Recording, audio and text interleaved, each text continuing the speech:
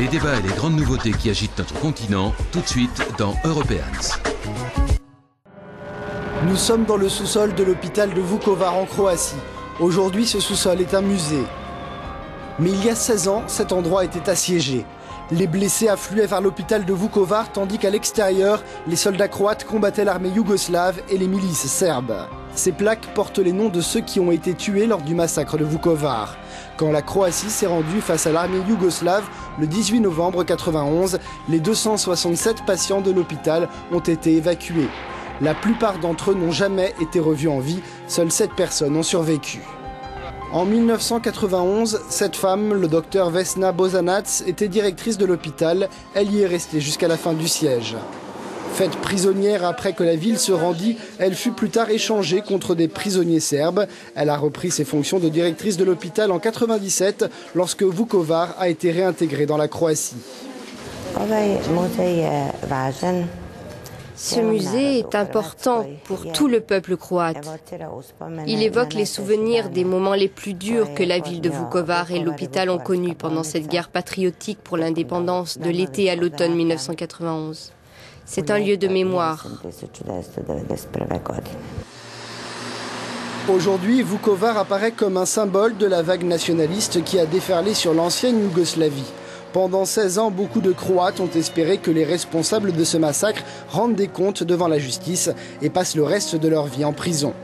Mais cela ne s'est pas produit. En septembre dernier, le tribunal pénal international a rendu son verdict pour 3 anciens hauts officiers serbes. Résultat, 20 ans de prison pour l'un, 5 ans pour un autre et acquittement pour le 3e. Les familles des victimes ont fait part de leur indignation.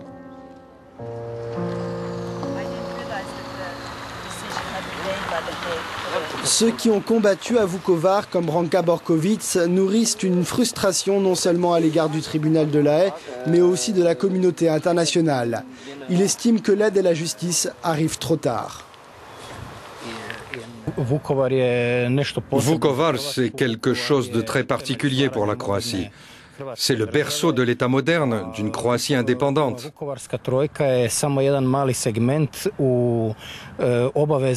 Les 3 criminels de Vukovar, ce n'est qu'une petite partie des obligations de la communauté internationale. Autrement dit, la résolution des questions des crimes sur le territoire de l'ex-Yougoslavie. Et il est inadmissible que personne ne soit responsable. Surtout que la communauté internationale a été présente tout le temps.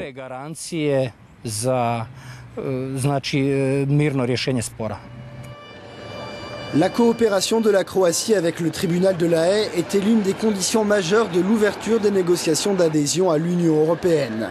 Ces pourparlers ont débuté officiellement il y a 2 ans et la Croatie est pressentie comme futur membre de l'Union à l'échéance 2010. Voilà Zagreb, la capitale. Bien que située à 300 km seulement de Vukovar, le contraste entre les 2 villes est frappant. Comme beaucoup de villes croates, Zagreb a connu une transformation spectaculaire. Les élections législatives du 25 novembre approchent à grands pas et les murs de la ville sont recouverts d'affiches. Contrairement aux élections précédentes où les sujets liés à la guerre tenaient une place importante, la campagne se déroule cette fois-ci loin de ces questions.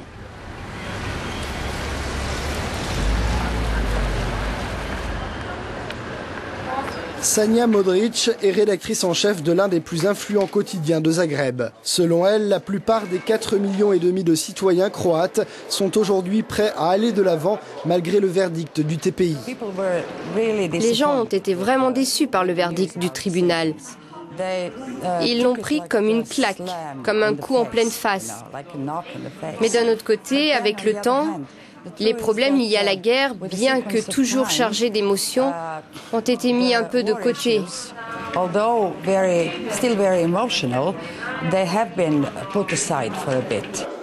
Les gens s'intéressent beaucoup plus à leur niveau de vie, à l'éducation pour leurs enfants, à la fiscalité, à l'assurance maladie ou aux droits de l'homme.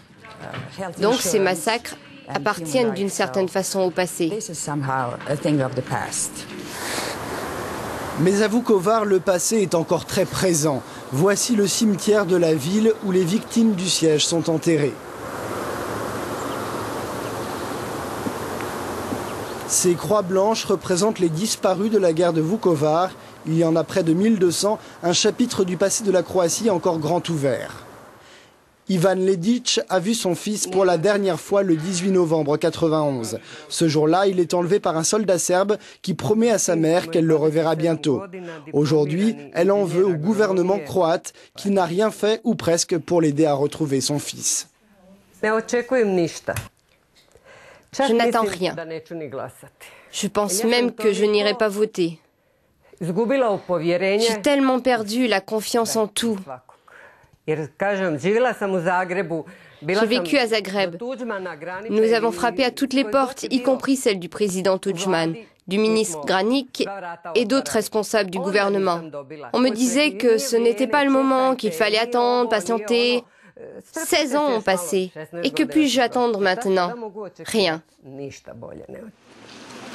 Avant que la guerre n'éclate en Croatie, Vukovar avait 45 000 habitants. Aujourd'hui, il y en a moitié moins, 18 000 Croates et 10 000 Serbes. Beaucoup d'habitants de Vukovar en ont assez des divisions ethniques et souhaitent une réconciliation. Mais l'intégration affichée par les politiques est loin de la vérité. Ružica Spasić a retrouvé les restes de son fils il y a 3 ans. Il combattait du côté serbe et a été tué en 1995. Elle vit à Vukovar depuis 1968 et se dit inquiète des divisions ethniques qui persistent. La situation à Vukovar parle d'elle-même. Elle montre les limites de la réconciliation.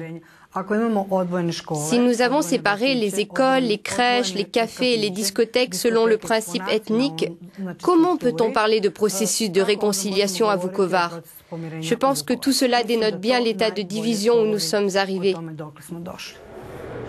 Le docteur Bosanac a été appelé comme témoin devant le tribunal de La Haye.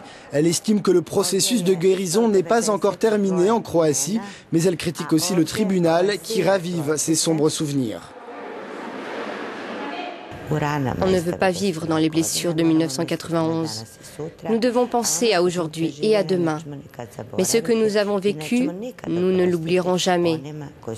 Nous ne pardonnerons jamais à ceux qui ont commis ces crimes. Il y a beaucoup de Serbes aussi qui ont souffert pendant cette période. Et ils ne doivent pas en subir les conséquences à cause de la culpabilité collective. On connaît exactement ceux qui ont commis ces crimes, et ce sont eux qui doivent en payer le prix.